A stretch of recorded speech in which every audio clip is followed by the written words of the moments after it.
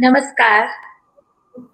आज फिर हम हाजिर हैं आपका स्वागत करते हुए एक ऐसे विषय पर बात करने के लिए जिसे अक्सर छिपा-छिपा कर कई तहों में पर्दे में रखा गया है। मुस्लिम आत्मकथ्य, चुप्पियाँ और दरारें। ये आज का विषय है। श्रृंखला वही है, जेंडर और साहित्य। अलग-अलग ढंग से जेंडर के जितने भी सवाल साहित्य में उठ सकते हैं, उन सब पर बातचीत करने की कोशिश इस श्रृंखला में हो रही है। कल हमने पूरी साहित्य की सैद्धांतिकी में कैसे इस सवाल को देखा जा सकता है, क्या सैद्धांतिकी हो सकती है, इन विषयों पर बातचीत की। लेकिन आज मेरे साथ हैं प्रोफेसर गरिमा श्रीवास्तव, जो लंबे समय से जेंडर के इन सवालों को देखती रही हैं, इसके लिए छानबीन करती रही हैं। कभी हम कहते हैं कि हमारे मेहमान कवि हैं, चिंतक हैं, आलोचक हैं। अगर गरिमा जी के लिए कोई एक विशेषण चुनना हो, तो मैं कहूंगी कि वो शोधकर्ता है। लगातार इतने बरसों से अलग-अलग विषयों को लेकर स्त्री की चिंताओं को साझा करते हुए जो शोध उन्होंने किया और उससे जो दस्तावेज उन्होंने इकट्ठे किए, जो सामाजिक संरचना की पड़ताल करने वाली दस्तावेज वो लेकर आई, चाहे वो उनकी डायरी देह ही देश में रहा हो, नवजागरण की स्त्रियों के विषय में रहा हो, या फिर मुस्लिम आत्मकथाओं पे। ये शोध उनका सबसे ताजा शोध है, जो कुछ समय पहले प्रकाशित हुआ। लेकिन ये काम करते हुए वे किन सवालों से गुजरी, क्या-क्या समस्याएं उनके सामने आई और कौन-कौन सी छिपी कहानियां उन शब्दों में बयां हुई, इस सब के लिए इससे बेहतर कौन बता सकता है? गरिमा जी से बेहतर कौन बता सकता है? आज का जो विषय उन्होंने दिया, उन्होंने स्वयं चुना है, लेकिन मुझे लगता है कि बहुत ही प्रासंगिक, बहुत ही मौजू है कि चुप्पियां और दरारें। आत्मकथा, जैसे कल बात हो रही थी कि इस्मत की जो आत्मकथा है, वो सबसे ज्यादा कल्पना पर आधारित है और जो कहानियां हैं वो मान लो उनकी आत्मकथात्मक प्रसंग हैं। तो ऐसे ही आत्मकथा कहने के बीच, अपना सच कहने के बीच कौन सी ऐसी चुप्पियां और दरारें होती हैं जो बीच में छूट जाती हैं, उन्हीं खाली जगहों को भरने की कोशिश करेंगी प्रोफेसर गरिमा श्रीवास्तव। गरिमा जी, आपका स्वागत है। 40 मिनट का समय गरिमा जी अपनी बात रखेंगी। आप कमेंट बॉक्स में अपने सुझाव, अपने प्रश्न, अपनी जिज्ञासाएं लिखते रहिए और 40 मिनट के बाद प्रश्न उत्तर का सिलसिला जारी करेंगे। अब मैं गरिमा जी को आमंत्रित करती हूँ कि मुस्लिम आत्मकथ्य में चुप्पियां और दरारें, जिस तरह उन्होंने अनुभव किया, उसे बयान करें। स्वागत है गरिमा जी। बहुत बहुत आभार रेखा जी, और इस कार्यक्रम को जो लोग देख रहे हैं उनका भी आभार, और इस कविता के इस पन्ने पर भी आप सभी का बहुत बहुत स्वागत। मुस्लिम आत्मकथाओं में चुप्पियां और दरारें, ये जो शीर्षक है जिसके बारे में रेखा जी ने कहा कि ये मेरा चुनाव है, सच में ये मेरा चुनाव कहें तो ये विषय मेरा चुनाव है। ये इसलिए क्योंकि हिंदुस्तान की विभिन्न भाषाओं पर काम करते हुए और उनकी खास करके स्त्रियों की आत्मकथाओं को ढूंढते हुए मुझे ऐसा लगा कि हम हिंदुस्तानी भारतीय उपमहाद्वीप, बांग्लादेश पाकिस्तान, इन जगहों पर जा चुकी या पहले कभी भारत में रही हुई स्त्रियों के आत्मकथ्यों के बारे में कितना जानते हैं। और मुझे एक एक जानकारी से मिली कि शायद हम बिल्कुल भी नहीं जानते। हम एक आध आत्मकथाओं की चर्चा कर लेते हैं। मसलन कल सुकृता पॉल कुमार बात कर रही थी, तो उन्होंने इस्मत चुगताई की आत्मकथा का जिक्र किया। ऐसी कुछ एक आत्मकथाएं जिनके बारे में हम जिनका हिंदी तर्जुमा हो गया है उनके बारे में हम जानते हैं, बाकी आत्मकथाओं के बारे में हमें पता ही नहीं है। और जब हमें पता नहीं है तो निश्चित रूप से उसके कंटेंट के बारे में भी हम नहीं जानते। शोध के दौरान जो आत्मकथाएं मुझे मिली, उन आत्मकथाओं ने मुस्लिम समाज के प्रति मेरे नजरिए को और प्रकारांतर से शायद पाठकों के नजरिए को भी बदलने में भूमिका निभाई होगी। देखिए, आत्मकथात्मक टेक्स्ट कोई भी तब बनता है जब कथाकार के भीतर निरंतर संवाद की प्रक्रिया चलती है। कहा जाता है कि जिस समाज में मनुष्य को आत्म से संवाद करने की छूट नहीं होती, वहां पर जहां छूट नहीं होती उस समाज को एक और सुविधा नहीं होती कि वो आत्मकथाएं लिख सके।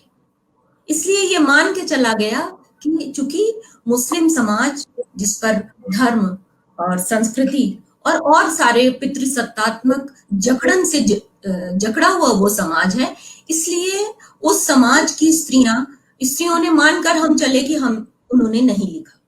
लेकिन आश्चर्यजनक रूप से अगर मैं अपनी बात को शुरू करूं तो भोपाल रियासत, भारत में भोपाल रियासत, इस रियासत से जुड़ी हुई जो बेगमें हुआ करती थी, उन बेगमों ने में से लगभग सभी ने आत्मकथाएं लिखी। इनमें से जो सबसे पहली आत्मकथा हमें मिलती है वो थी भोपाल रियासत की अंतिम जो शासिका थी, नवाब सुल्तान जहां बेगम। इन्होंने an account of my life इस शीर्षक से आत्मकथा लिखी। और इस आत्मकथा में उन्होंने इस बात पर ध्यान दिया कि वो पश्चिमी संस्कृति के बरक्स भारतीय संस्कृति और विशेषकर इस्लामिक संस्कृति को खड़ा करती। उनका इस आत्मकथा में ये कहना है कि इस्लामिक जो प्रैक्टिसेस हैं, जैसे पर्देदारी या इस्लाम नमाज की पाबंदगी या औरत का अपने मर्द की अधीनता में रहना, इन सब को वो बहुत फेवर करती हैं और इसका बहुत पक्ष लेती हैं। और इनका जो ये पक्ष लेना है और उनका जो आत्मकथा के साथ ट्रीटमेंट है नवाब सुल्तान जहां बेगम का, वो देखने की चीज है। नवाब सुल्तान जहां बेगम ने लिखा, जब उनके पति की मृत्यु हो गई तो उन्होंने लिखा कि मेरी कलम भले ही दुख शब्द लिख ले, जुबान भी यह कह दे, पर मेरी भावनाओं की गहराई की अभिव्यक्ति के लिए कोई शब्द पर्याप्त नहीं। कोई शब्द ऐसा नहीं जो मेरा दुख पूरी गहराई से अभिव्यक्त कर सके। आंख के तारे का चला जाना, जो मेरा सबसे गहरा मित्र था पिछले 27 वर्षों से, जिसने मुझे स्नेह और उपदेश दिए, मुझे चिंताओं और मुश्किलों से उबरने में मदद की, उनकी सहानुभूति और प्रेम हमेशा मेरे लिए मददगार साबित हुए हैं। जीवन के इस मोड़ पर उसे खो देना वैसा ही है जैसा मुसीबतों के समुद्र में अकेले डूबना उतराना। जब मुझे उसके चतुर सुझावों की सबसे ज्यादा जरूरत थी, ऐसे में उसका चला जाना एक असहनीय आपदा है। पति की मृत्यु को वो एक असहनीय आपदा बताती हैं। नवाब सुल्तान जहां बेगम ने ये जो आत्मकथा लिखी, इस आत्मकथा को उन्होंने अंग्रेजी में तुरंत अनुवाद करवाया और इसके पीछे उनका क्या उद्देश्य रहा होगा, इस पर भी हमें ध्यान देना चाहिए।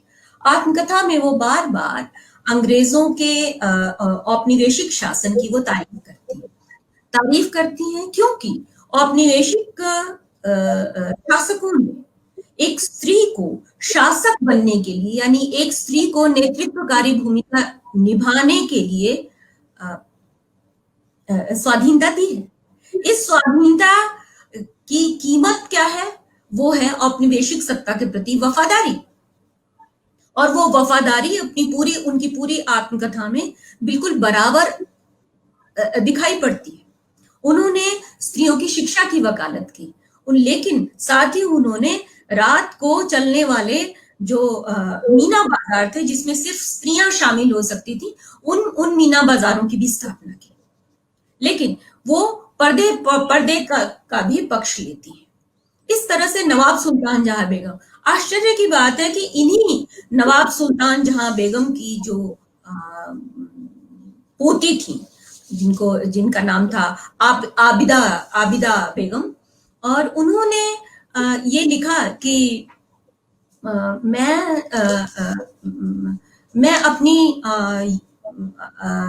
अपनी इच्छाओं, अपनी यौनिकता, अपने वैवाहिक संबंधों के बारे में मुझे बोलने में किसी से भी कुछ संकोच नहीं है। इसके बावजूद एक बात और भी बड़ी दिलचस्प है कि ये जो शाहजहां बेगम थी, शाहजहां बेगम जो कि सुल्तान जहां बेगम की माँ थी, इन्होंने एक संस्मरण लिखा था, और एक पुस्तक जो थी तहजीब उन निस्वान व तरबियत उल इंसान।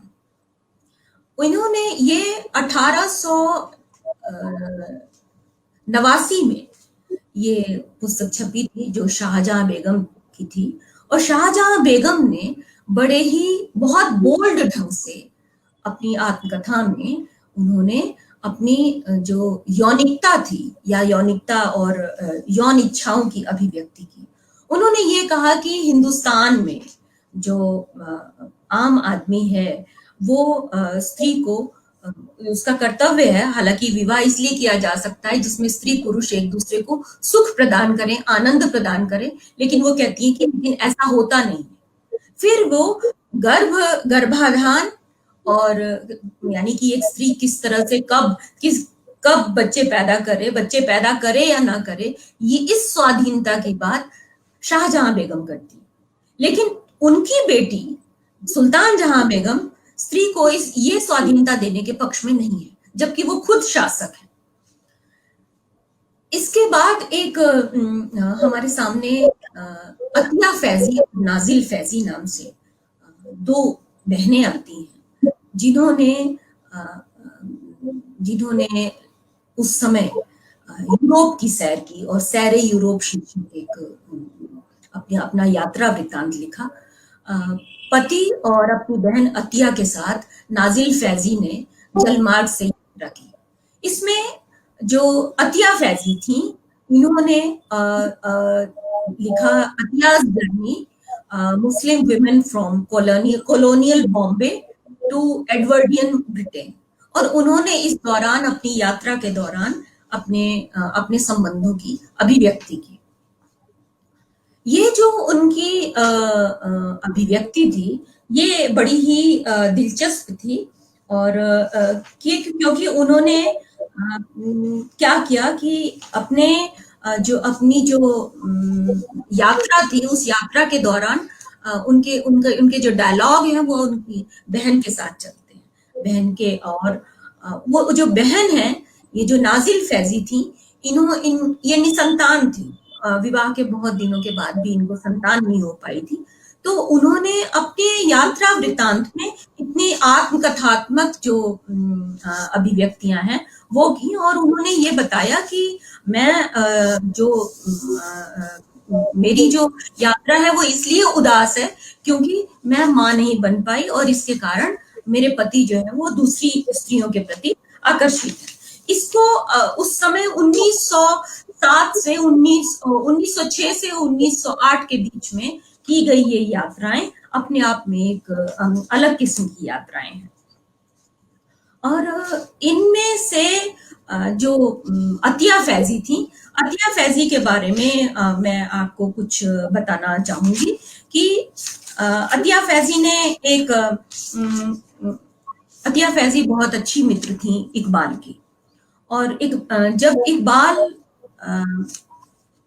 लंदन में थे तो अतिया फैजी उनके घर आया जाया करती थी, पार्टीज में जाती थी। उनके साथ इकबाल के पत्रों का आदान प्रदान बहुत सालों तक चला था। 1911 तक वो लोग आपस में एक दूसरे को पत्र लिखते रहे। लेकिन अतिया फैजी ने अपने जब संस्मरण लिखे, उन संस्मरणों में सिर्फ वो 2 बार इकबाल का जिक्र करती हैं। जैसे कि अगर वो और जिक्र भी इस तरह से करती हैं जैसे वो शिष्या हो और वो किसी गुरु का जिक्र कर रही हो। और ये जो गुरु शिष्य संबंध है, इसको बताने के लिए वो काफी ज्यादा मतलब कह लीजिए कि कटिबद्ध हैं, क्योंकि वो ये नहीं चाहती कि जहां पर वो एक मित्रता का संबंध ब्रिटेन में रख रही थी, वो मित्रता का संबंध संस्कृति बदलते यानी भारत आते ही कैसे वो बदल जाता है। उन्होंने अपने साथ जो इकबाल का जो पत्राचार था उसका प्रकाशन 1947 में करवाया, और वो भी इकबाल के की मृत्यु के बहुत सालों के बाद। और जिनसे पाठक को ये पता चलता है कि उनके काफी आत्मीय संबंध थे और वो दोनों एक दूसरे से बहुत सारी चीजें मानसिक तौर पर शेयर भी करते थे। लेकिन उन्होंने कभी इसे स्पष्ट कहने का जोखिम नहीं लिया। ये जो जोखिम ना उठाना है इन औरतों का, और जो ये कह रही हैं, इनके भीतर का जो व्यक्ति है जो सामने आने के लिए व्याकुल है, लेकिन तरह तरह की सेंसरशिप उसके ऊपर है। कभी समाज की सेंसरशिप है, कभी उनकी खुद की सेंसरशिप है, कभी परिवार का दबाव है, और कभी कभी उनके संस्कारों का दबाव है, और कभी कभी धर्म का दबाव है। और इन सारे दबावों से कह लीजिए हटकर या बच करके ये स्त्रियां कैसे लिखती हैं, इसके उदाहरण के लिए सलमा अहमद सलमा अहमद से भी पहले मैं आपको बताऊं कि के बारे में मैं आपको बता दूं कि ये कराची चली गई थी, और इन्होंने बड़ी बहादुरी से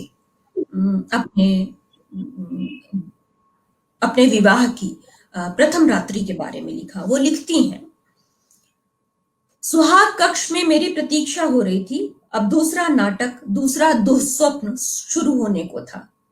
यह मैं नहीं थी जिसे वह छू रहा था, यह मैं नहीं थी जिसके वह कपड़े उतार रहा था। ये सब इतना अवास्तविक, इतना पीड़ादायक था, इतना झटका लगाने वाला था कि रजस्राव से चादर भीग गई। तट के लग्जरी होटल में ये एक डरावनी रात थी। रिवाज के अनुसार मेरे रिश्तेदार मुझे घर ले जाने के लिए आए। मैं क्षुब्ध थी और स्वयं को अपवित्र और चोटिल महसूस कर रही थी। उनकी ऑटोबायोग्राफी का शीर्षक है कटिंग फ्री। लेकिन ये जो सलमा अहमद का अपने जीवन की प्रथम रात्रि के बारे में कहने का जो साहस है, ये साहस सभी स्त्रियों को नहीं है। उदाहरण के लिए जाकिरा गौस, जिन्होंने मेरा जीवन शीर्षक से आत्मकथा लिखी, और वो बड़े विस्तार से उन्होंने आत्मकथा में लिखा कि हमारे खानदान में एक पत्रिका निकलती थी, और उस पत्रिका में सभी रिश्तेदार लिखते थे, और मैं लोगों के बारे में लिखना चाहती थी, बहुत खुल करके लिखना चाहती थी, लेकिन मेरे ऊपर मैं नहीं लिख सकी। तो उन्होंने जो अपनी ऑटोबायोग्राफी लिखी, उन्होंने अपने बारे में ये लिखा कि कैसे एक मुस्लिम समाज में पर्दे का दबाव और लड़की होने का दबाव उनकी अभिव्यक्तियों को, उनके करियर को, उनके सपनों को प्रभावित करता है। उनका कहना है कि शुक्रवार के दिन हैदराबाद के हाजी मंजिल में मैं पैदा हुई। मुझसे पहले पैदा हुई 2 बहनें मर चुकी थी। मैं अब तक इस संसार में जी रही हूं, इतनी लंबी जिंदगी। ध्यान दीजिए, क्या कह रही है एक स्त्री, इतनी लंबी जिंदगी। कभी कभी सोचती हूँ मेरा जीवन कितना निरर्थक है। अगर मैं भी अपनी बहनों की तरह पैदा होते ही मर जाती तो क्या हुआ होता? मेरे जीवन का क्या मूल्य है? व्यर्थ और निरुद्देश्य। वो अपनी गरीबी, गुर्बत और परिवार में लड़की होने की वेदना को वो अभिव्यक्त करती है। वो अपनी अपनी माँ की बड़ी तारीफ करती हैं, जिस माँ ने बहुत सारी तकलीफों को झेलते हुए जाकिरा गौस और उनके अन्य भाई बहनों को पाला, और इसके बावजूद उन्होंने अपने बच्चों को विनम्रता और तहजीब सिखाई। वे लिखती हैं कि वे पर निर्भर हैं, इसलिए माँ ने सिखाया कि उन्हें उस खानदान में ऐसे रहना चाहिए जिससे परिवार के अन्य लोगों को कोई तकलीफ न हो। वे एक वाकया याद करती हैं कि घर में कबाब बने थे, कुछ बच्चों ने जोश में आकर ज्यादा कबाब खा लिए, जिससे बाकी लोगों के लिए कम बचा। जैसे ही मेरी माँ को यह पता चला, उन्होंने बहुत कड़ाई के साथ ताकीद की कि भविष्य में दूसरों के बारे में बिना सोचे कभी भोजन करने का साहस न करूं। यह बात आज भी मेरे ज़हन में बैठी हुई है कि मैं दूसरों के हिस्से के बारे में सोचे हुए बिना नहीं खा पाती, और कभी असफल रहने पर मेरी आत्मा कचोटती है। अपने पिता के बारे में, एक साधारण मुस्लिम परिवार के पुरुष के बारे में वे लिखती हैं कि मुझे अपने पिता से हमेशा डर लगता था। हम उनसे कांपते थे और हमसे वे सीधे बात नहीं करते थे। वे कहती हैं कि उनकी माँ ऐसे हालातों में कुंठित हो रही थी, फिर भी अपनी बेटियों के विकास और व्यक्तित्व और भविष्य के लिए वो चिंतित रहा करती थी। वे कभी अपना वात्सल्य जताया नहीं करती थी, लेकिन हमें मालूम था कि हमारी माँ हमें बहुत प्यार करती है।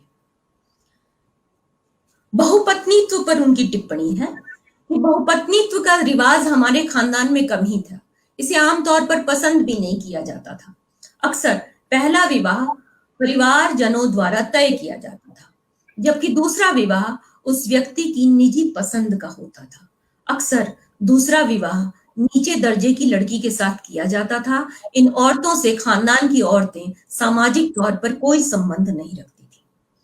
ठीक इसी तरह का की अभिव्यक्ति नवाब फैजुन्निसा बेगम, जो कि बंगला में पहला उपन्यास लिखने वाली औरत थी, नवाब फैजुन्निसा बेगम, उन्होंने एक उपन्यास लिखा था रूप जलाल। रूप जलाल की जो भूमिका है वो आत्मकथात्मक है। इस भूमिका में उन्होंने मुस्लिम समाज में जो बहुपत्नीत्व प्रथा प्रचलित थी, इस प्रथा के कारण जो स्त्रियों को जो कुछ झेलना पड़ता था, उसके बारे में उन्होंने विस्तार से लिखा। इस आत्मकथात्मक भूमिका में उन्होंने लिखा कि हालांकि उन्होंने उपन्यास में ये लिखा है कि एक स्त्री जो कि पति की एक समय में प्यारी रही है, दूसरी पत्नी के आने से वो फिर भी वो पति के सामने आत्मसमर्पण कर देती है, क्योंकि उसको प्रेम है अपने पति से और वो उसको छोड़ना नहीं चाहती।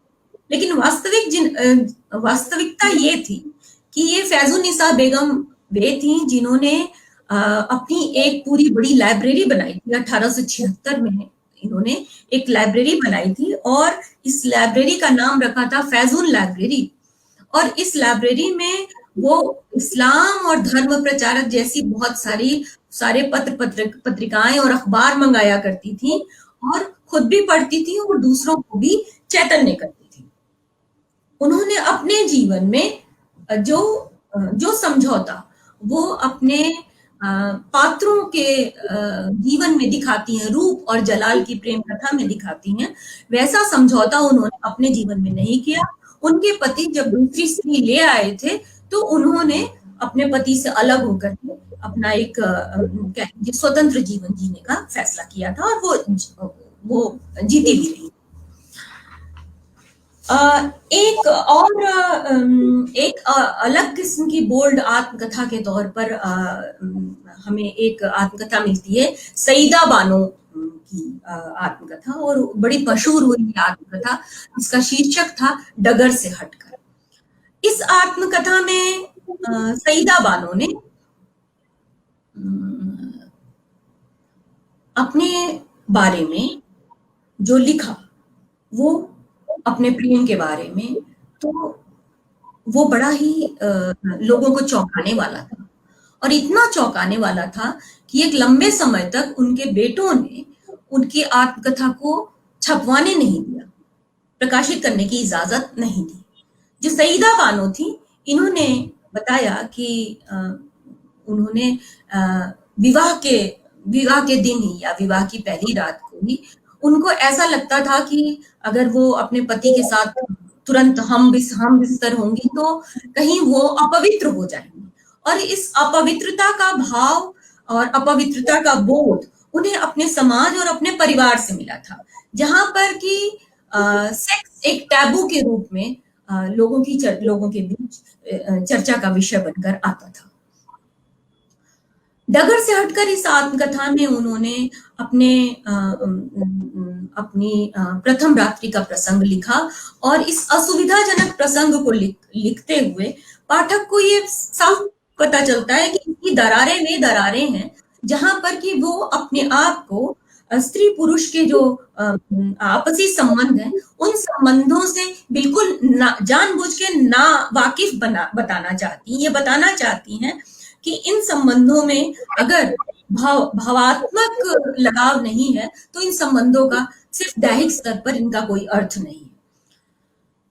पति ने अपने पति से उनके जब संबंध टूट गए थे तो उसके बाद उन्होंने नूरुद्दीन, पति के ही एक वकील थे नूरुद्दीन, जिनकी पत्नी अंग्रेज थी, और वो स्वतंत्रता के बाद वो चली गई थी इंग्लैंड अपने बच्चों को लेकर के। उस नूरुद्दीन वकील के साथ उन्होंने अपने आपसी संबंधों का बहुत खुल करके चित्रण किया। सईदा बानो ने ये बताया आत्मकथा में कि जो नूरुद्दीन थे वो बहुत अकेले थे और सईदा की दोस्ती ने उनके अकेलेपन को भर दिया। और ये दोस्ती कुछ ऐसी थी जिसमें रोमांच भी था, जिसमें प्रेम भी था, और जिसमें वो 27 वर्ष लंबा संबंध चला, और जिसके बारे में सईदा के घर के सभी लोग जानते थे। लेकिन नूरुद्दीन के प्रेम ने सईदा का मन खुशियों से भर दिया, और वे कहती हैं कि ये जो प्रेम संबंध था ये 70 वर्ष तक, जब तक कि वो 70 वर्ष की नहीं होगी तब तक चला। तो वो लिखती हैं डगर से हटकर में कि आज जब पीछे मुड़कर देखती हूँ तो वह पूरा प्रसंग बचकाना लगता है, लेकिन एक वक्त ऐसा भी था कि उसकी एक झलक, एक लम्हे के लिए मिलना जिंदगी और मौत का सवाल। रात के राहियों की तरह बचपने का यह खेल हमने 60-65 और यहाँ तक कि 70 की उम्र तक भी खेला। जिस काम की मनाही हो उसे करने में जोखिम का अद्भुत आनंद छिपा होता है। ये जोखिम का आनंद लेती हुई मुस्लिम स्त्री है जिसको कि आप हमें देखना चाहिए। मैंने आपसे कहा था कि ऐसी हम आत्मकथाओं का जिक्र करेंगे जिनमें कि जहां की दरारों को देखा जा सकता है। लेकिन एक आत्मकथा नहीं है, लेकिन एक बड़ी दिलचस्प सी की रुकैया सखावत हुसैन का नाम आप सबने ने सुना है। रुकैया सखावत हुसैन ने 1905 में सुल्ताना का सपना लिखा था, और अवरोध हासिनी में उन्होंने एक प्रसंग का जिक्र किया है कि एक बार एक घर में आग लग गई, और आग लग गई तो सब लोग घर के बाहर आ गए, और कमरों में आग लग रही थी, और एक एक करके एक एक कमरा आग की जद में आता जाता था। तो इसमें जो घर की एक स्त्री थी, जो मालकिन थी, उसने अपने सारे गहने एक पोटली में बांधे और जल्दी से शयन कक्ष से बाहर निकल गई आग से बचने के लिए। लेकिन बाहर निकलते ही उसने देखा कि बहुत सारे लोग आंगन में खड़े हैं जो आग बुझाने की कोशिश कर रहे हैं। वह अपने शयन कक्ष में वापस चली गई और पलंग के नीचे छिप गई। वह जल मरी लेकिन बाहर नहीं निकली। रुकैया सखावत हुसैन कहती हैं, पर्दा प्रथा जिंदाबाद।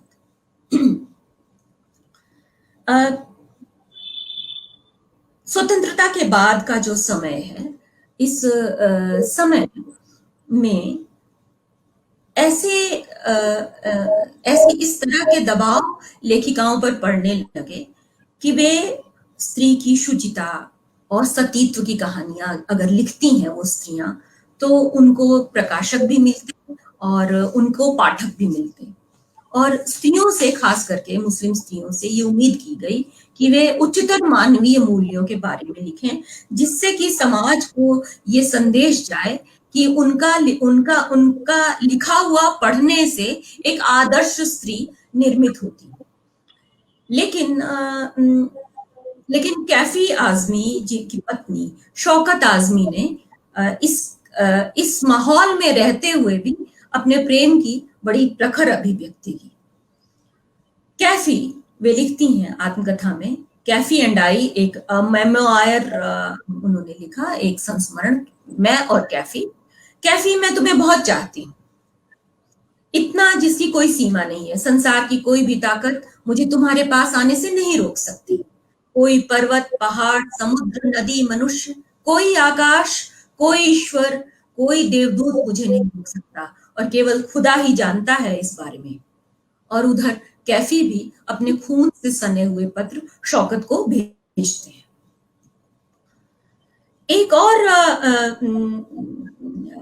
महत्वपूर्ण आत्मकथा है जिसमें कि जो किशोर प्रेम से लेकर के युवावस्था के प्रेम की बिल्कुल ही कह लीजिए बेबाक अभिव्यक्ति की गई।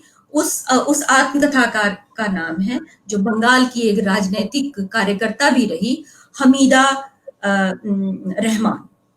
हमीदा रहमान ने जीवन स्मृति, मतलब जिसको बंगला में कहेंगे जीवन स्मृति शीर्षक से आत्मकथा लिखी। और उसमें उन्होंने लिखा कि कैसे वो जो विवाह के पहले पलाश नाम के एक लड़के से उनका प्रेम हो गया था, और वो उस लड़के का इंतजार किया करती थी, और जब वो उसका इंतजार करती थी तो वो इंतजार उनके जीवन का सबसे महत्वपूर्ण क्षण हुआ करता था। वे लिखती हैं कि ईद की रात में मैं हमेशा उसका इंतजार किया करती थी। वह मेरे जीवन का बहुत महत्वपूर्ण क्षण होता। मैं अपने घर के फाटक के आगे टहलती रहती जब तक वह अपनी छोटी सी साइकिल से आ नहीं जाता। उसके आने पर मेरा दिल जोर जोर से धड़कने लगता। डर लगता कि कहीं ऐसा ना हो वो ना आ पाए, पर वह हमेशा ईद को रात 9 बजे आता। मैं बहुत खुश होती। हमीदा रहमान जो थी, इनका प्रेम कुछ वर्षों तक चला, लेकिन इसके बाद दहेज इनके पिता इकट्ठा नहीं कर पाए, इसलिए पलाश नाम के व्यक्ति, जो कि बाद में राजनीति में काफी सक्रिय थे, उनसे इनको दूर होना पड़ा और इनका कहीं और विवाह हो गया। लेकिन कहानी यही खत्म नहीं हुई। विवाह के 2 साल के बाद हमीदा कलकत्ता गई और वहां उसे पलाश से उसकी दोबारा मुलाकात हुई।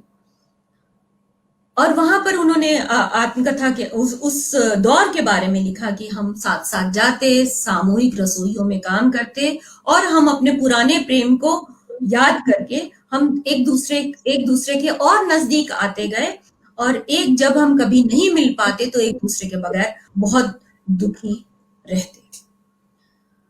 पलाश से संबंध होने के बाद और विवाह किसी और से होने के बाद 50 वर्ष के बाद हमीदा रहमान ने 1990 में जब ये आत्मकथा उनकी ढाका से आई, तो उस आत्मकथा में उन्होंने, यानी कि प्रेम के जाने के 50 वर्ष के बाद वो स्त्री लिखती है कि तब मुझे मालूम ही नहीं था कि किसी पर पुरुष से मित्रता पाप है। ये मेरी समझ के बाहर था कि बचपन के अभिन्न मित्र के साथ संबंध विवाह के बाद गलत कैसे हो सकते हैं। मैं वास्तव में तब अबोध थी। यानी स्त्री ये कह करके ये अपने लिए एक तरह का सुरक्षा कवच बना रही है कि उन्होंने जो कुछ भी किया, विवाह पूर्व और विवाह के बाद भी यदि पर पुरुष से संबंध उन्होंने रखे, और उस स्थिति को वे अपना आवरण के तौर पर अपने लिए ये विशेषण, अबोध विशेषण का प्रयोग करती हैं। विभाजन की जो घटना थी, देश विभाजन की, हिंदुस्तान पाकिस्तान के विभाजन की, इस विभाजन की घटना ने बहुत सारी रचनाओं को जन्म दिया और जेंडर के नए समीकरणों को भी ये विभाजन की घटनाएं सामने लेकर के आई। इन्हीं इन इस दौर के जेंडर के समीकरणों को देखने के लिए बेगम अनीस किदवई की आत्मकथा या कह लीजिए संस्मरण गुबारे कारवां और आजादी की छांव में, ये दो जो आत्मकथात्मक संस्मरण है, इनको देखा जाना बहुत जरूरी है। ये अपने परिवेश, राजनीति, समाज, यौनिकता और दंगों के दौरान और जो विस्थापन होता है, इस विस्थापन के दौरान स्त्री की स्थिति, लड़कियों की स्थिति, बच्चों की स्थिति के बारे में ये आत्मकथा हमें बहुत अच्छी तरह से बताती है। साथ ही ये भी कि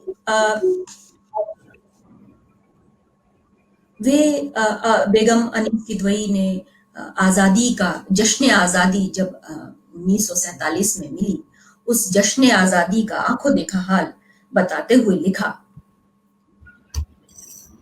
मेरा दिल डूबा जा रहा था। ऐसा लगता था कि कोई खुशी का गला घोंट रहा है, अरमानों पर ओस पड़ी जा रही है। आज तिरंगे झंडों की बहार में भी दिलकशी न थी। इंकलाब जिंदाबाद के नारे और जय जयकार आज आत्मा से नहीं टकरा रहे थे। रगों में आज गरम खून नहीं दौड़ रहा था। हिंदी में लिखे हुए साइन बोर्ड, नारे और पोस्टर सब ऐसा लगता था जैसे हमारा मुंह चिढ़ा रहे हैं। चौकियों पर दाहिने बाएं बौद्ध भिक्षु, ब्राह्मण, निरंकारी, पता नहीं कौन कौन विराजमान थे। बहुत सी भाषाओं में बहुत कुछ हुआ, अंग्रेजी, संस्कृत, अरबी, कठिन हिंदी, हर एक में, लेकिन कुछ न हुआ तो अपनी बोली में, वही प्यारी बोली जिसकी हर बात में 100 फूल महक उठते थे। इतना कुछ हुआ मगर हमारे पल्ले कुछ न पड़ा। मेरी तरह और बहुत सी औरतें भी रूंधे गलों और हैरान आंखों से सारा सीन देखकर जो घर पलटी तो ऐसा लगा जैसे कमर टूट गई हो। खुद पहली आजाद हिंदुस्तान की गवर्नर सरोजनी नायडू बावजूद कोशिश के शपथ पत्र सही न पढ़ सकी। क्या इसी भविष्य के लिए हमने साल हा साल इंतजार किया था? हम में से कौन यह जानता था कि गड़े मुर्दे उखाड़े जाएं और लोकतंत्र की जगह धर्म और मजहब की ठेकेदारी हुकूमत ले ले। ये बेगम अनीस किदवई की आत्मकथा का से एक अंश था। कुछ आत्मकथाएं और भी ज्यादा दिलचस्प हैं जिनकी दरारों को पढ़ा जाना जरूरी है, जिसमें मल्लिका पुखराज की आत्मकथा का शीर्षक है सॉन्ग संग ट्रू, यानी गीत जो सच्चा गीत गाया गया। ये आत्मकथा उन्होंने उर्दू में लिखी थी और जो कि बाद में उनको उसका सलीम किदवई ने अनुवाद किया, अंग्रेजी में अनुवाद किया, तब वो हमारे सामने। मल्लिका पुखराज ने अपने बचपन के बारे में लिखा है कि उनकी माँ बहुत ज्यादा महत्वाकांक्षी थी और इसलिए उन्होंने अपनी बेटी को 3 साल की उम्र से ही संगीत की तालीम के लिए बड़े गुलाम अली खां के उधर भेज दिया था और वहां रखा, और 9 साल की उम्र तक वे कश्मीर के महाराजा जो हरी सिंह थे उनकी दरबारी गायिका वो बन गई थी। मल्लिका पुखराज ने इस आत्मकथा में एक स्त्री जो कि अच्छा धन कमा रही है अपनी गायकी के कारण, उसके ऊपर परिवार के दबाव कैसे होते हैं, क्या उस स्त्री से अपेक्षाएं होती हैं और कैसे वह जब उन अपेक्षाओं को पूरा नहीं कर पाती तो उसकी वजह से उसको किन तनावों और दबावों का सामना करना पड़ता है। मल्लिका पुखराज ने इस आत्मकथा में लिखा कि उनकी माँ, उनके नाना और उनके उस ननिहाल का सारा परिवार आर्थिक तौर पर मल्लिका पुखराज पर निर्भर था और धीरे धीरे मल्लिका ने ये पाया कि उनकी जो व्यक्ति के तौर पर उनकी स्वाधीनता है उस स्वाधीनता से वे उनको समझौता करना पड़ रहा है, क्योंकि उनकी माँ नहीं चाहती कि वे बहुत सारे लोगों से मिले और अपने कार्यक्रमों का चुनाव करने में उनको स्वतंत्रता हो। कार्यक्रम कहाँ होंगे, कार्यक्रम कब होंगे, किन लोगों के बुलावे पर हो जाएंगी, किसका आमंत्रण स्वीकार करेंगी और किस व्यक्ति से कितनी देर तक बात करेंगी, ये सारे निर्णय उनकी मां लेती थी। इन दबावों के कारण मल्लिका पुखराज ने अपनी मां से विद्रोह किया और विद्रोह करके उन्होंने कुछ लोगों से जिनसे उनकी मित्रता रही, उनके बारे में वो लिखती हैं कि वह व्यक्ति जो हमारा मेजबान था वह बहुत सुदर्शन था और अच्छे कपड़े पहना हुआ था, मिल मालिक था और बाहर निर्यात करता था। अल्लाह ने उसे सुंदरता के साथ साथ मीठी जबान भी दी थी।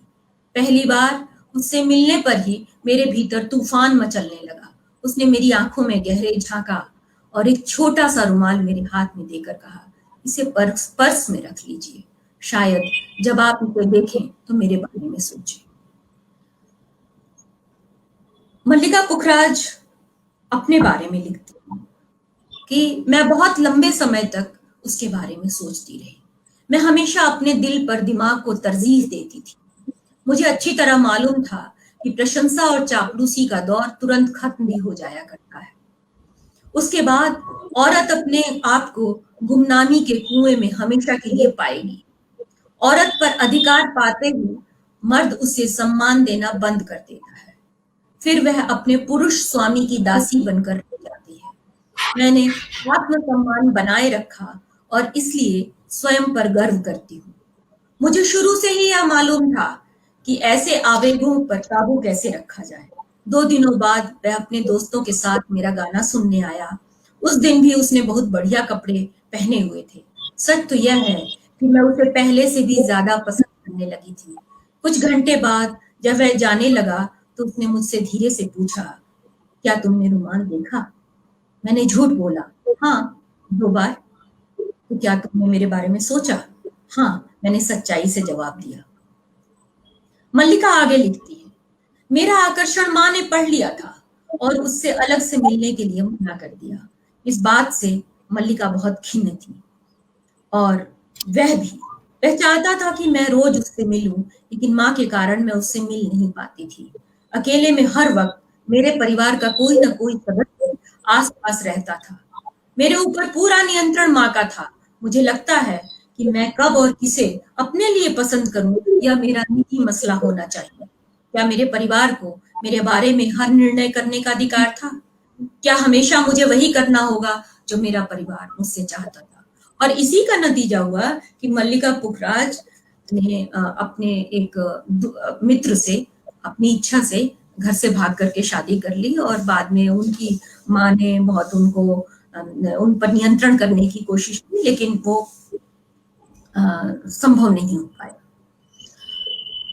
मल्लिका पुखराज को अंतिम दिनों में उनके अंतिम दिन बहुत अच्छे नहीं रहे। उनके बेटे के साथ उनका कुछ तनाव रहा और उन्होंने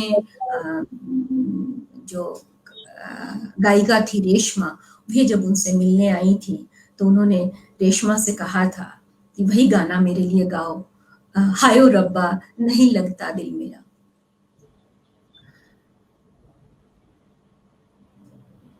एक और एकता से जुड़ी हुई कार्यकर्ता जिनको हम सभी अच्छी तरह से जानते हैं, उनके बारे में जोहरा सहगल, जिनकी आत्मकथा करीब से छपी।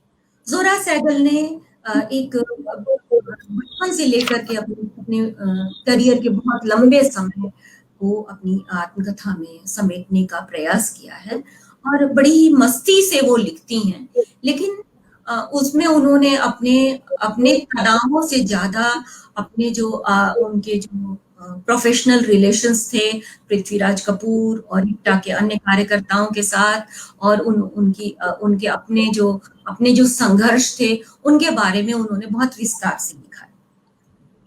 लेकिन जहां दरार उनकी आत्मकथा में है कि उन्होंने अपने अपने से कम उम्र के व्यक्ति से विवाह किया था और उनको वे ज़ोहरा सहगल लिखती हैं कि मेरे जो पति थे, मैं अपने पति के अपेक्षा बहुत आलसी थी और पति को ये हीन भावना हो गई थी कि ज़ोहरा सहगल उनकी अपेक्षा ज़्यादा सफल हैं और ज़्यादा उनको लोग पसंद करते हैं। तो वो अपने पति के बारे में लिखती हैं क्योंकि उनके पति ने आत्महत्या कर ली थी कि मैं अक्सर सोचती हूँ, आत्मकथ्य का शीर्षक है करीब से। मैं अक्सर सोचती हूँ कि अगर कामेश्वर ने मुझसे शादी नहीं की होती तो क्या उसकी जिंदगी किसी और तरीके से खत्म हुई होती। वे बहुत संवेदनशील इंसान थे जो कभी भी इस बात को मान नहीं पाए कि उनकी बीवी अपने काम में लगातार कामयाबी और इज्जत हासिल करती जा रही है, जबकि उनकी खुद की कामयाबी, जो कि हालांकि कहीं ज्यादा ऊंचे दर्जे की थी, रुक रुक कर उन्हें मिली। वे एक पुरुष की तकलीफ का भी बयान करती हैं अपने आत्मकथ्य में और प्रकारांतर से ये बताती हैं कि स्त्री पुरुष जब साथ में रहते हैं तो किस तरह से पुरुष अपनी जो प्रोफेशनल नाकामयाबी है इसका ठीकरा स्त्री के ऊपर फोड़ता है और अगर स्त्री उसकी अपेक्षा थोड़ी सी भी ज्यादा कामयाब हो गई है तो ये बर्दाश्त करना उस पुरुष के लिए इतना ज्यादा आसान नहीं होता और इसके उदाहरण के तौर पर उनके पति कामेश्वर की आत्महत्या के प्रसंग को पढ़ा जा सकता है। एक बहुत महत्वपूर्ण आत्मकथा की जो कि डॉटर ऑफ द ईस्ट मेरी आप बीती शीर्षक से बेनजीर भुट्टो ने लिखी थी और उसके बारे में शायद आप लोगों को मालूम ही है, उसके बारे में कहने पर बहुत सारा समय निकल जाएगा। एक आत्मकथा जिसका जिक्र कल सुकृता पॉल कुमार जी ने किया कि इस्मत चुगताई का, और उन्होंने इस्मत चुगताई की जीवनी लिखी, उन पर किताब लिखी है और उन्होंने ये कहा कि उनकी आत्मकथा में बहुत ज्यादा झूठ है। मतलब उन्होंने कहा कि कल्पना है, मैं इसको झूठ कहती हूँ। लेकिन यहाँ हमें ध्यान देना होगा कि आत्मकथाकार जो होता है या होती है वो अपना खुद सा जीवन, वो आत्मकथा लिख करके पाठकों को या अपनी जो रिसीवर्स होते हैं उनको ये कंपेल करती है कि जो जीवन वो सच मानती है उसको उसी रूप में लिखा जाए, नहीं तो वो इसे आत्मकथा का नाम नहीं देती। तब वो इसे कोई फिक्शन कहती या कोई इसे उपन्यास कहती। इसलिए इन आत्मकथाओं को इस रूप में पढ़ा जाना चाहिए कि वे जो लिख रही हैं वो इस बात के लिए पाठक को कन्विंस करना चाह रही हैं कि इसी उनके इन्हीं जीवनानुभवों को सच मान करके पढ़ा जाए कि यही कुछ उनके साथ गुजरा। इस्मत चुगताई, जिनकी आत्मकथा का शीर्षक है कागजी है पैरहन, उन्होंने अपने बचपन और खासकर डिस्क्रिमिनेशन के बारे में उन्होंने बहुत विस्तार से आत्मकथा में लिखा है। और ये जो कागजी है पैरहन, ये बहुत सारे बेतरतीब ढंग से लिखी हुई आत्मकथा है। कोई श्रृंखलाबद्ध वो कहानी चलती नहीं है उसमें, लेकिन वो अपने चचेरे ममेरे जो भाई हैं और परिवार में जो लड़के हैं उनके साथ कूदती फांदती रहती हैं, खेलती कूदती रहती हैं और उनको अपने स्त्रीत्व का या तो एहसास नहीं है या स्त्रीत्व का इतना ज्यादा एहसास है कि वो उस कमतरी के एहसास को से बचना चाहती है। तो वो लिखती हैं कि मेरी अम्मा को मेरी हरकतें एक न भाती थी, मेरे अंजाम की सख्त फिक्र थी, ये मर्दमार बातें औरतों को जेब नहीं देती, मैं इतनी गहराई से न इन बातों को समझती थी और न समझा सकती थी, मगर मुझे मालूम हुआ कि मेरी अम्मा क्यों डरती थी। यह मर्द की दुनिया है, मर्द ने बनाई है और बिगाड़ी है। औरत एक टुकड़ा है उसकी उस दुनिया का जिसे उसने अपनी मोहब्बत और नफरत के इजहार का जरिया बना रखा है। वह उसे मूड के मुताबिक पूजता भी है और ठुकराता भी है। औरत को दुनिया में अपना मुकाम पैदा करने के लिए निस्वानी हरबों से काम लेना पड़ता है। सब्र, होशियारी, दानिशमंदी, सलीका, जो मर्द को उसका मोहताज बना। शुरू से ही लड़के को मोहताज बनाना कि वह अपना बटन टांकते शर्माए, रोटी ठोकते डूब मरे, आसान आसान छोटे छोटे काम जो नौकर कर सकते हैं अपने हाथ से करना, उसकी ज्यादतियों को सर झुकाकर सहना कि वह शर्मिंदा होकर कदमों पर गिर पड़े। इस्मत की इस ऑटोबायोग्राफी की विशेषता है साफगोई और बिना लाग लपेट के अपनी बात कहना। वे अपने बचपन के दिनों अपने भाइयों के साथ जो उनके लड़ाई झगड़े और ताने तूने हैं, और पढ़ाई के जो उनके अनुभव हैं, पढ़ाई करने की जो उनकी इच्छा है, साथ ही यौनिकता के मुद्दों पर बहुत बोल्डली बात करती हैं और धर्म और राजनीति पर भी टिप्पणियां करती रहती हैं।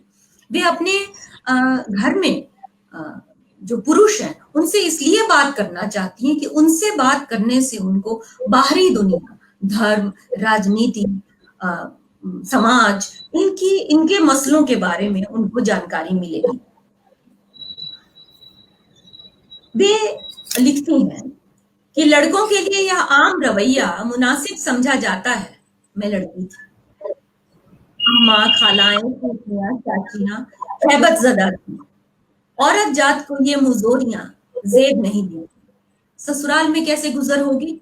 समाज ने औरत का एक ठिकाना मुकर्रर कर दिया है। उससे बाहर कदम रखा तो पैर छांट दिए जाएंगे। ज्यादा तालीम भी बलाए जान होती है।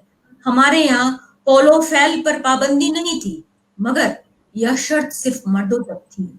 मुझे इन हरकतों पर डांट खानी पड़ती थी। और इसके बरक्स ठीक इस्मत चुगताई जितनी बोल्डली यौनिकता के इन मुद्दों पर बात कर रही है, इन्हीं के बरक्स अदा जाफरी की आत्मकथा को जरूर देखा जाना चाहिए, क्योंकि दोनों का जो समय है वो एक ही है।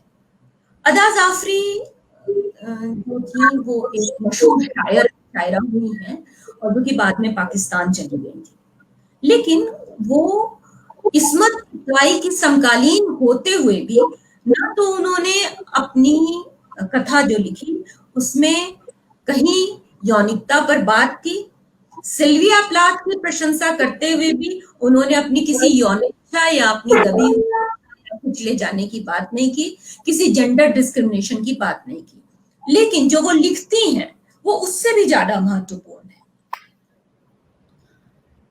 वे लिखती हैं कि ऐसा नहीं कि मुझे किसी से चोट नहीं पहुंची। अदा जाफरी, जीवन में ऐसे बहुत लोग आते हैं जिनसे टकराव होता ही है, इनकी गिनती दोस्तों से ज्यादा होती है।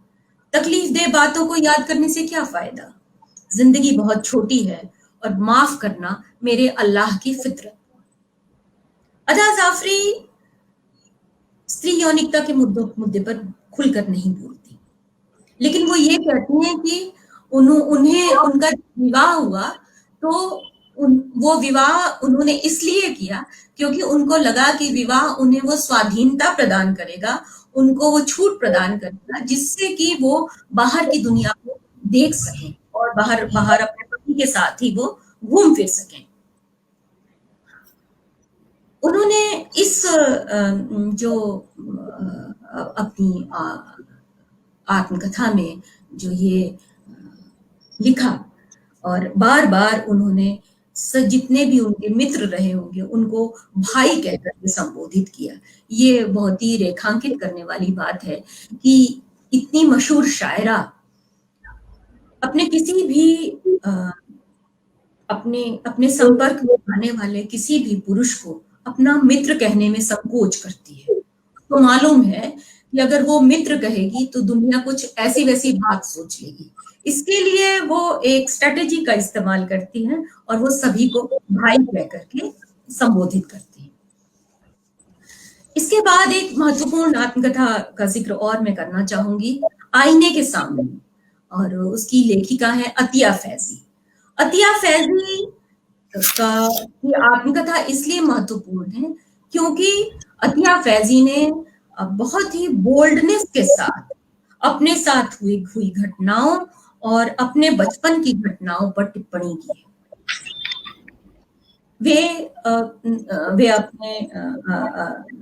अपने आत्मकथ्य में बार-बार इस बात का ज़िक्र करती हैं कि आत्मकथ्य में पुरानी स्मृतियों को जब सामने ला कर के लिखने की मैंने कोशिश की, तो ये वैसा ही था जैसे कि फिर से पिता की मृत्यु को अपने सामने देखना, या फिर से भाभी के डंडे और मारपीट का शिकार होना। उन्होंने आत्मकथा में अपने बचपन के दिनों का बहुत ही विस्तार से ज़िक्र किया है, जो कि मुस्लिम समाज में या और भी अन्य समाजों में भी ऐसी छोटी बच्ची की आप कल्पना कीजिए, जो कि जो शरीर से स्वस्थ है और जिसके शरीर विकास की ओर बढ़ रहा है। वैसी ही एक बच्ची के बारे में वो लिखती हैं। मेरी हमउम्र एक बच्ची जो जिस्मानी तौर पर मुझसे मोटी थी और उसकी छोटी-छोटी सी छातियाँ निकलने लगी थी, इसलिए वह अपने गिर्द एक दुपट्टा लपेट लेती थी। एक दफ़ा उसने मुझे राज़दारी से बताया कि उसके घर में एक दाई खाला आती है। वह उसको कमरे के अंदर ले जाकर दरवाज़ा बंद करके एक ख़ास बर्तन, जो कि मिट्टी से बना हुआ होता है, उससे ज्वार या मकई की रोटी बनाई जाती है, सिंध में जिसको थुपनी कहते हैं, बहुत बेदर्दी के साथ उसकी छातियों को मसलती है। उसे बहुत दर्द होता है। उसने बताया कि अम्मा ने कहा है कि अगर उस वक़्त तुम चीखोगी तो बहुत मार पड़ेगी। इसलिए डर के मारे मैं रोती भी नहीं हूँ, फ़क़्त आँसू बहते हैं और मैं इस तरह तड़पती हूँ। उसने ज़मीन पर लेटते हुए मुझे दिखाया। मुझे मेरा समय समाप्त हो गया है और मैं अतिरिक्त समय ले रही हूँ। मैं 2 आत्मकथाओं का बहुत संक्षेप में ज़िक्र करना चाहूँगी। एक तो किशोर नाहिद की आत्मकथा हम गुनहगार जिन बुरी औरत की कथा।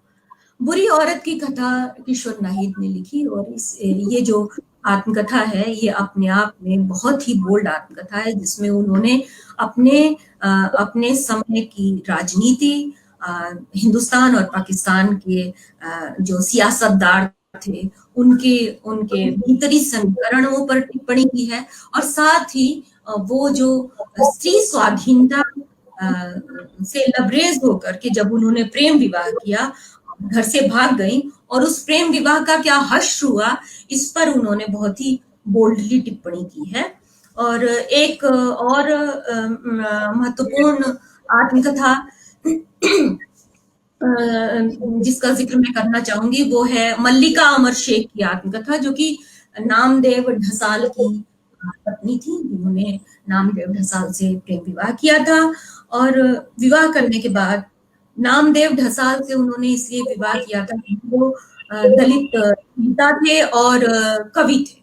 उनके कवि व्यक्तित्व से प्रभावित होकर के जब उन्होंने प्रेम विवाह किया, तो जो रोमांटिसिज्म था वो खत्म हो गया और नामदेव ढसाल का जो रूप उनके सामने आया, उससे वो बहुत आहत हुई और इस आहत होने को उन्होंने मैं ध्वस्त होना चाहती हूँ, इस शीर्षक से उन्होंने मराठी में जो मला उध्वस्त व्यांचे शीर्षक से उन्होंने आत्मकथा लिखी और इस आत्मकथा का कई भाषाओं में अनुवाद हुआ और उनकी आत्मकथा को पढ़ करके हमें ये पता चल सकता है कि स्त्री का लिखा हुआ कैसे अपने आप में राजनैतिक हो सकता है।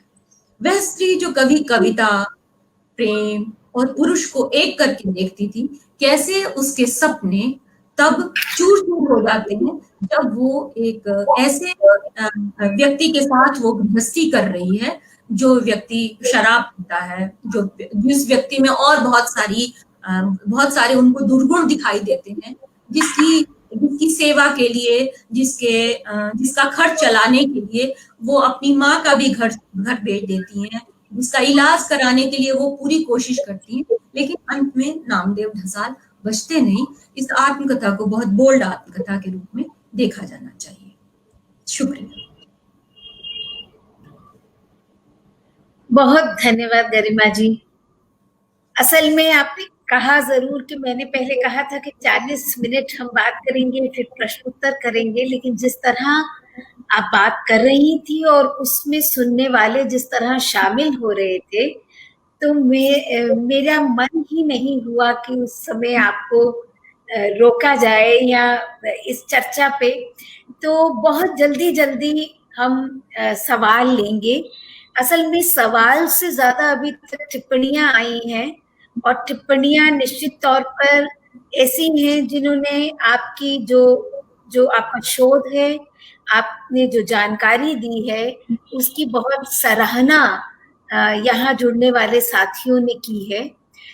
दो तीन छोटे छोटे सवाल हैं, उनकी मार्फत ही मैं बात रखूंगी, लेकिन उससे पहले एक सवाल मेरे मन में आ रहा है कि जितनी आत्मकथाओं का जिक्र आपने किया, क्या सभी आत्मकथाएं उन स्त्रियों के मरने के उपरांत प्रकाशित हुई, या कुछ उनके जीते जी प्रकाशित हुई, तो फिर उनको और किन चीजों का सामना करना पड़ा? देखिए, सुल्तान जहां बेगम की मैंने आपसे बात की, वो रियासत की शासिका थी।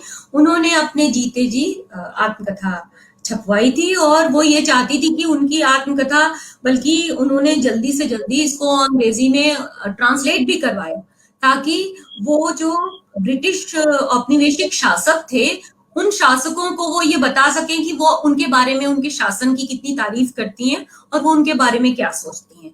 दूसरी बात है कि वो इस्लाम की जो मान्यताएं थी उनका प्रचार प्रसार करने के लिए, और भारतीय संदर्भों में इस्लामियत की क्या फायदे हैं स्त्रियों के लिए, इसको बताने के लिए भी उन्होंने अपने जीवन काल में आत्मकथा छपवाई थी, और वो अंग्रेजी में उसका अनुवाद हुआ था। ऐसी बहुत सारी स्त्रियां जिनके जीवन काल में ही आत्मकथा छपी थी, जैसे जोहरा सहगल की आत्मकथा 2013 में आ गई थी। जोहरा सहगल का तो अभी हाल फिलहाल ही, ज्यादा दिन नहीं हुए उनका निधन हुआ है। तो ऐसी भी कई आत्मकथाएं, मैंने कहा कि दोनों तरह की आत्मकथाएं हैं। कुछ आत्मकथाएं लिखी गई और उनके बाद छपी, उनके जाने के बाद, जैसे सॉन्ग संग ट्रू, ये आत्मकथा मल्लिका पुखराज ने लिखी थी, और इन्होंने उनके जो सलीम किदवई, जो इनके ट्रांसलेटर थे, जिन्होंने अंग्रेजी में, ये अभी तक मेरी जानकारी में इसका हिंदी अनुवाद हुआ नहीं है, मुझे भी आत्मकथा अंग्रेजी में ही मिली थी। तो उन्होंने लिखा कि इतने लंबे लंबे उर्दू के वाक्य हैं जिनको ट्रांसलेट करना बहुत मुश्किल है। अंग्रेजी, फ्रेंच और कई और भाषाओं के भी उसमें शब्द आते हैं जिनको ट्रांसलेट करना उनको शुरू में मुश्किल लगा था, लेकिन बाद में उन्होंने उनका ठीक से अनुवाद, वो फ्लो में आ गए और फिर उसका उन्होंने अनुवाद कर दिया। तो इसका मतलब निश्चित रूप से मल्लिका पुखराज उस समय जीवित थी, क्योंकि ये जब ट्रांसलेट कर रहे थे, उनको पढ़ करके सुनाते थे, तो उनके जीवन काल में ही ये आत्मकथा आई थी। हाँ, एक तारावती मीना ने एक बात लिखी है, वो टिप्पणी में पढ़ना चाहती हूँ। जब जब भी इन मुस्लिम स्त्रियों का आत्मकथ्य पढ़ती हूँ तो दिमाग झंझना जाता है। कई दिनों तक सोचती रहती हूँ कि आखिर कोई किसी को इतना दर्द कैसे दे सकता है। सारा शगुफ्ता की कहानी भी कुछ कुछ सईदा बेगम जैसी है। उनकी आत्मकथा को भी पाकिस्तान में छपने नहीं दिया गया था, लेकिन चुप्पियों में दरारें पड़ी और उनका दर्द अमृता प्रीतम के जरिए बाहर आया। ये प्रश्न नहीं है, एक टिप्पणी ही है। एक टिप्पणी महत्वपूर्ण अमरेंद्र कुमार शर्मा जी ने लिखा कि मल्लिका पुखराज की आत्मकथा की दरारों में माँ बेटी का जो संघर्ष है, उसे स्त्री के मनोविज्ञान में शामिल अदृश्य पितृसत्तात्मक ढांचे के संदर्भ में समझा जाना चाहिए। यहाँ सीधे कोई पुरुष नहीं आता, बल्कि माँ के भीतर पितृसत्तात्मक ढांचा करवटें बदलता रहता है। बिल्कुल, इस पर आप कुछ कहेंगी? क्योंकि जो पुत्री है उस स्त्री की, ये ध्यान देने की बात है, ये जो मल्लिका पुखराज के संदर्भ में बड़ी दिलचस्प बात है कि इनके पिता कुख्यात जुआरी थे, और उस जुआरी पति से पीछा छुड़ाने के लिए मल्लिका पुखराज की माँ अलग हो गई थी। अलग हो गई थी मल्लिका पुखराज को लेकर, और मल्लिका को लेकर के उन्होंने शास्त्रीय संगीत की शिक्षा में डाला और बाद में चल करके वो कश्मीर के महाराजा के दरबार में गई। जो संतान है उसका, उसके साथ जो ट्रीटमेंट है वो एक संपत्ति के रूप में, एक एसेट के रूप में उसका इस्तेमाल किया जा रहा है। और ये जब वो संतान बड़ी होती है, धीरे धीरे समझने लगती है कि भाई मेरा तो इस्तेमाल किया जा रहा है। मल्लिका ने अपनी किताब में ये लिखा कि मुझे इससे ज्यादा फर्क नहीं पड़ता था, क्योंकि पैसे की कोई कमी नहीं थी। और महाराजा हरि सिंह, यहाँ तक कि महाराजा हरि सिंह के यहाँ से उसको बहुत सारे उपहार, साड़ियां, गहने सब मिलते थे। मल्लिका को किसी भी चीज की कमी नहीं थी। लेकिन जब स्वतंत्रता का समय आया और उस समय उनको ये समझा दिया कि मल्लिका पुखराज तो भाई आपको जहर देना चाहती है, और हिंदू मुसलमान का अंतर किया गया। और जब उनको ये समझ में आने लगा मल्लिका पुखराज को कि महाराजा हरि सिंह उन पर विश्वास नहीं कर रहे, तो वो अंत में एक बहुत करुण गीत गा करके चुपचाप उस दरबार से विदा हो गई। उन्होंने महाराजा से कोई सवाल नहीं किया, जबकि राजाश्रय के भीतर रहती हुई एक स्त्री कलाकार के जो तनाव है, उन तनावों के बारे में मल्लिका पुखराज की आत्मकथा हमें बताती है।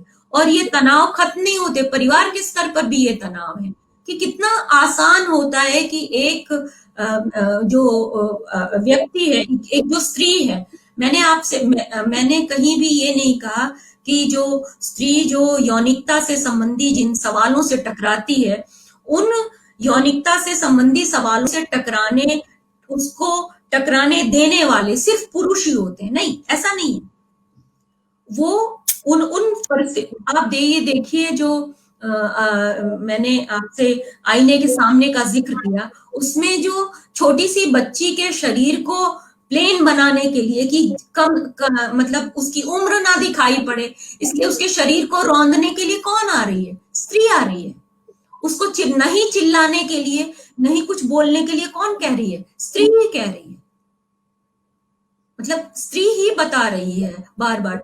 डॉक्टर जाकिरा गौस ने अपनी जो माई लाइफ उन्होंने ऑटोबायोग्राफी लिखी, उसमें भी उन्होंने यही लिखा कि उनकी माँ ने कहा कि पहले सब लोग खाना खा ले, सब लोगों का इंतजाम हो जाए, उसके बाद तुम्हें अपने बारे में सोचना चाहिए। और कहती है कि वो ये जीवन भर उन्होंने ये गांठ बांध ली कि भाई सबसे पहले दूसरे खा लें, उसके बाद हमें अपने बारे में सोचना चाहिए। ये पितृसत्ता की ही बात नहीं है, बल्कि ये कह लीजिए कि स्त्री को अभ्यास नहीं है स्वयं को केंद्रीय एजेंसी के रूप में देखने का। और हमारी जो संस्कृति है, हमारा जो धर्म है, वो भी उसको केंद्रीय एजेंसी बनने नहीं देता। उसमें खुद में नेतृत्वकारी क्षमता है या नहीं, वो तो बाद की बात है। लेकिन उसको ऐसी ट्रेनिंग ही नहीं होती कि वो नेतृत्वकारी क्षमता में आ सके, चाहे वो कितने भी पैसे कमाए या कितनी भी गरीब। बिल्कुल ठीक है। अपने स्व का बोध रखना उसे नहीं सिखाया जाता। मतलब वो अपना पहचान ही नहीं पाती कि उसका सेल्फ क्या है या उसे वो कैसे डिफाइन करेगी। हमेशा दूसरों की तुलना में ही सेल्फ डिफाइन करना है। असल में पितृसत्ता के साथ में यही समस्या है कि अगर स्त्री अस्मिता को हमेशा पितृसत्ता की रोशनी में देखेंगे, चाहे उसके दमन के, चाहे उसके मुक्ति के संदर्भ में, तो पूरी तरह से उस स्त्री के सेल्फ को हम परिभाषित कर ही नहीं पाएंगे। तो पितृसत्ता चुनौती तो है, लेकिन वो एक ऐसा ट्रैप भी है जो स्त्री को पहचानने की जो दृष्टि देता है, मतलब जो संदर्भ बिंदु वो बनता है, वो इतना कष्टकर हो जाता है कि वो भी उसको किसी दूसरे दायरे में बांध देता है। अब एक सवाल में बहुत जल्दी 2-3 सवाल जो हैं वो मैं पढ़ देती हूँ। अपर्णा मनोज पूछ रही है, नवाब सुल्तान जहां की आत्मकथा में पर्दे आदि के प्रति जो कट्टरता दिखती है, उसका कारण मुस्लिम मेल को सेक्सिस्ट मानने के औपनिवेशिक दुराग्रह का परिणाम तो नहीं था। हिंदू पर्दे और मुस्लिम पर्दे में आप कैसा अंतर देखती हैं? देखिए, एक तो सुल्तान जहां बेगम भोपाल रियासत की अंतिम रियासतदार थी और उनको ब्रिटिश सरकार की तरफ से बहुत सारा पैसा संचार व्यवस्था, रेल और शहर की सफाई और इसके लिए बहुत सारा पैसा उनको दिया दिया गया था। वो इन विकास का अपनी रियासत पर खर्च होने वाले इस विकास कार्य के लिए मिलने वाले धन से इतनी ज्यादा कह लीजिए ऑब्लाइज्ड थी, कृतज्ञ थी ब्रिटिश सरकार में। एक बात। दूसरी बात, वो इसलिए भी कृतज्ञ थी कि उनको लगभग 20 साल से अधिक तक ब्रिटिश औपनिवेशिक सरकार ने रोका टोका नहीं, किसी किस्म की उनके ऊपर पाबंदी नहीं लगाई। और तीसरी ये बात थी कि वो जैसा चाहे वैसा शासन चलाएं, लेकिन इसलिए वो ब्रिटिश, और ये उस समय तो अगर स्वाधीनता संग्राम का इतिहास पढ़ा है तो ये तो मालूम है कि ये रियासतें अपनी ऑटोनॉमी के लिए कोशिश कर रही थी, मरते दम तक ये कोशिश कर रही थी। तो ये जो ऑटोनॉमी उनको मिली थी और उनको जो नेतृत्व करने की जो क्षमता या कह लीजिए पावर जो मिली थी, ये जो सत्ता और राजनीति का जो गठजोड़ था, इसमें ये उनके लिए सुविधाजनक था। और यहाँ पर आप ये देखिए कि राष्ट्रवादी विचारों के उदय के साथ सत्ता की जो सुविधाएं हैं उसके गठजोड़ में स्त्री कहाँ अपनी अपनी भूमिका को प्लेस करती है, स्त्री कितना इंटेलिजेंटली प्लेस करती है। लेकिन वो साथ ही ये भी लिखती है कि अगर हम भारतीय हैं और अगर हम पश्चिमी संस्कृति को अपनाते हैं तो हमारा सत्यानाश हो जाएगा। इसके लिए वो इस्लाम का जो पर्दे की जो व्यवस्था है उस पर वो कहती हैं कि स्त्रियों को शिक्षित होना चाहिए, लेकिन उनको पर्दा और नमाज का पाबंद भी होना चाहिए। एक सवाल जो दो अलग अलग ढंग से पूछा जा रहा है, एक तो यही अपर्णा जी ने पूछा कि हिंदू पर्दे और मुस्लिम पर्दे में क्या अंतर है, और एक सवाल पूछ रही हैं कि हिंदू आत्मकथा और मुस्लिम महिला की आत्मकथा में क्या मुख्य अंतर है। और एक सुधांशु कुमार पूछ रहे हैं कि मुस्लिम महिलाओं की आत्मकथाओं में जिस तरह से पितृसत्ता और जेंडर के प्रश्न उठाए जाते हैं, क्या उसी तीव्रता के साथ पितृसत्ता के धर्म से गठजोड़ पर सवाल उठाए जाते हैं? तो पहले हिंदू संस्कृति हाँ। इन दो बातों को मैं एक उदाहरण से समझाना चाहूंगी।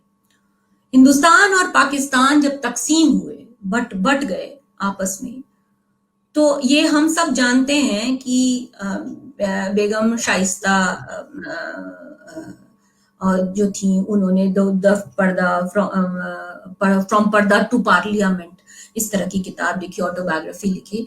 और ये लोग, कई स्त्रियां थी जो कि राजनीति में शामिल थी, और ये स्त्रियां बिल्कुल बहुत ही नेतृत्व करने वाली स्त्रियां थी और राजनीति में इनका बड़ा दखल था, और ये मेंबर ऑफ पार्लियामेंट भी बनी, हिंदुस्तान में भी पाकिस्तान में भी।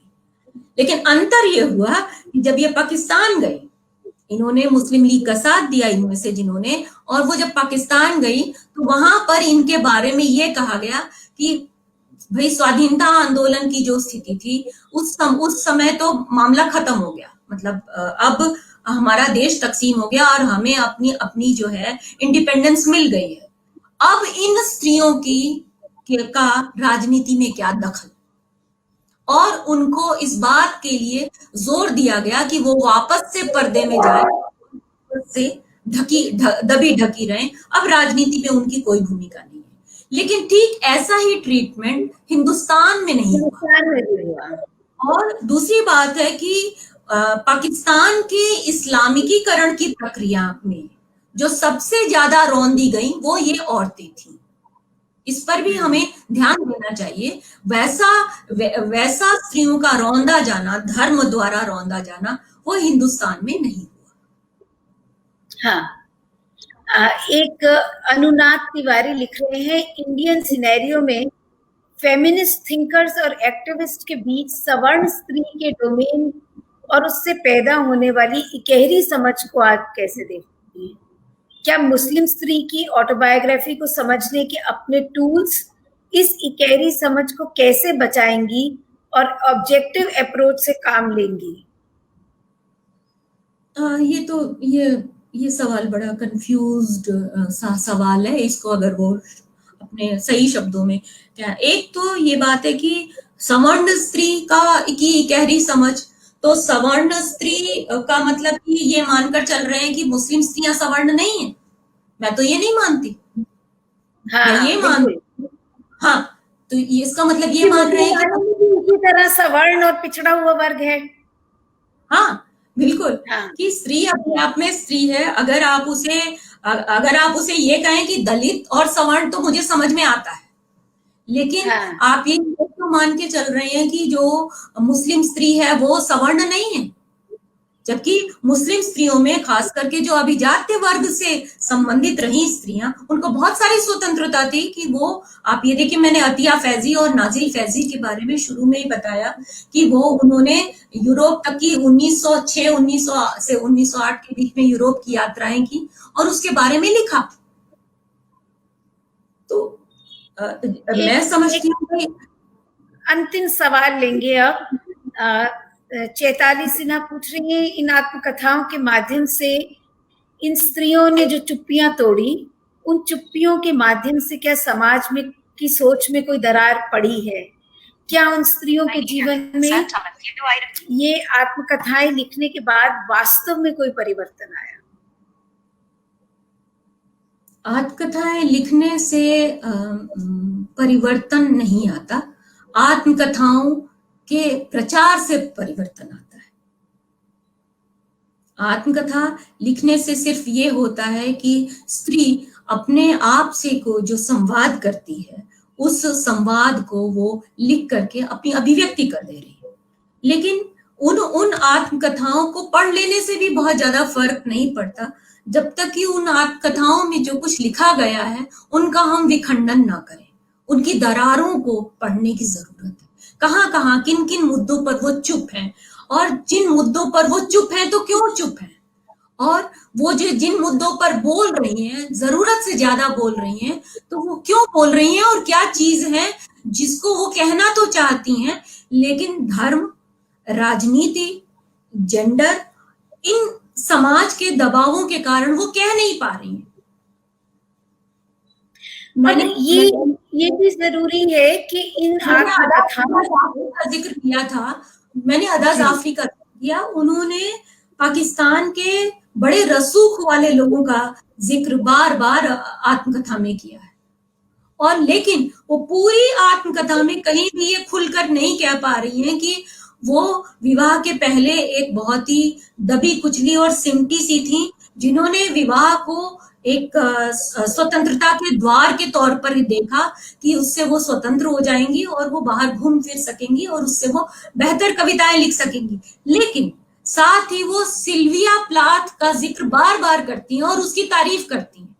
तो ये वो दरारें हैं जिनको पढ़ा जाना चाहिए। बिल्कुल बिल्कुल ठीक। और ये आत्मकथाएं जो होती हैं, एक तरह से सामाजिक स्थितियों का वर्णन भी होती है। एक समय का जो सबसे सच्चा दस्तावेज हो सकता है, वो ये आत्मकथाएं बनती हैं।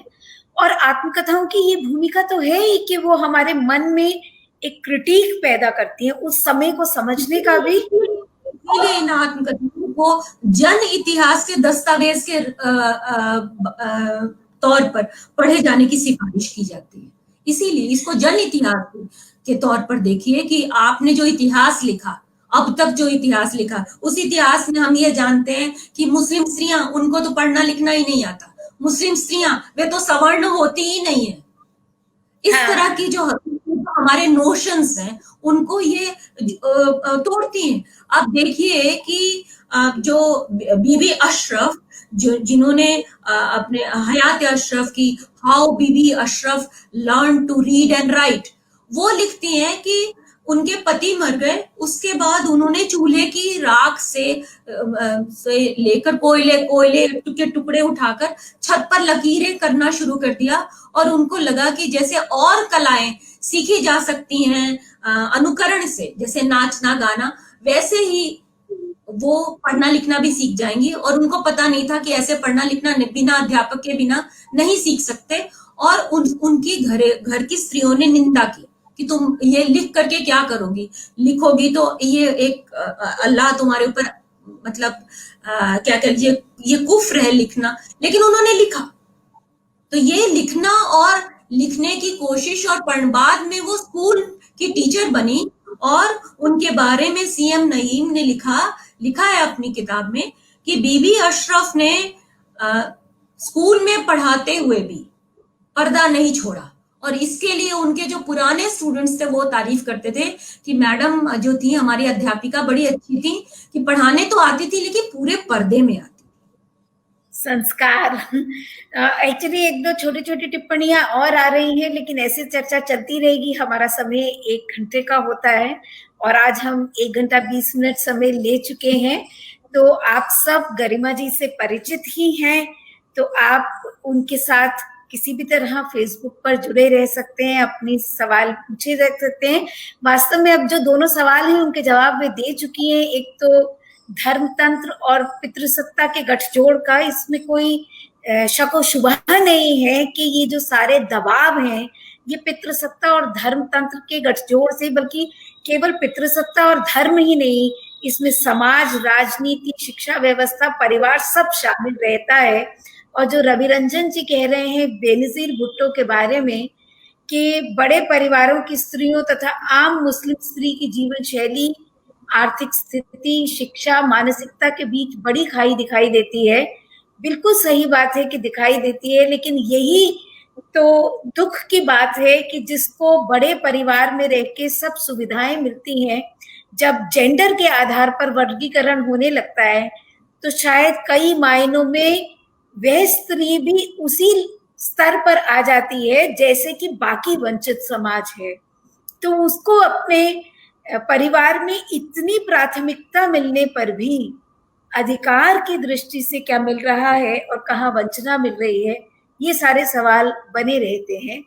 तो जो भी आज चर्चा हुई इससे बहुत सी जिज्ञासाएं जगी हैं। जैसा कि मैं हर रोज लगभग बार बार कहती हूँ कि हमारे पास हर सवाल का उत्तर नहीं है, क्योंकि जीवन का जो रंग है वो भूरा और सलेटी होता है, स्याह सफेद नहीं, जिसे हम अलग अलग खानों में बांट कर देख सकें। तो जो हमारा अध्ययन है हम केवल उसे सामने ला सकते हैं ताकि ये विचार बढ़ता रहे। आप खुद सोचें, अपने जवाब खुद तलाशें, जैसे कि हम सब लगातार तलाश रहे हैं। तो आज के लिए बस इतना ही। आप सबका जुड़ने के लिए बहुत बहुत धन्यवाद। गरिमा जी का बहुत आभार। कल के सत्र के विषय में मैं आपको जरूर थोड़ा सा बताना चाहूंगी। कल हमारे साथ होंगी मालिनी अवस्थी जी। लोक गायिका मालिनी अवस्थी जी को सब जानते हैं, लेकिन उनसे कल जो बातचीत करेंगी वो मैं नहीं रहूंगी, डॉक्टर विनीता सिन्हा होंगी, जो दिल्ली विश्वविद्यालय के इंद्रप्रस्थ कॉलेज में पढ़ाती हैं। लेकिन खास बात ये है कि मधुबनी पेंटिंग्स पर और ओरल लिटरेचर और ओरल हिस्ट्री पर विनीता सिन्हा ने शोध किया है। विनीता सिन्हा का प्रदेश मिथिला है, मालिनी जी का अवध। तो उन दोनों के बीच जो बातचीत होगी लोक कलाओं को लेकर और जेंडर के लोक पक्ष को लेकर, उसमें आप सब हमारे साथ जुड़िए। आपका बहुत बहुत धन्यवाद। कल शाम 5 बजे फिर मिलेंगे। नमस्कार। नमस्कार।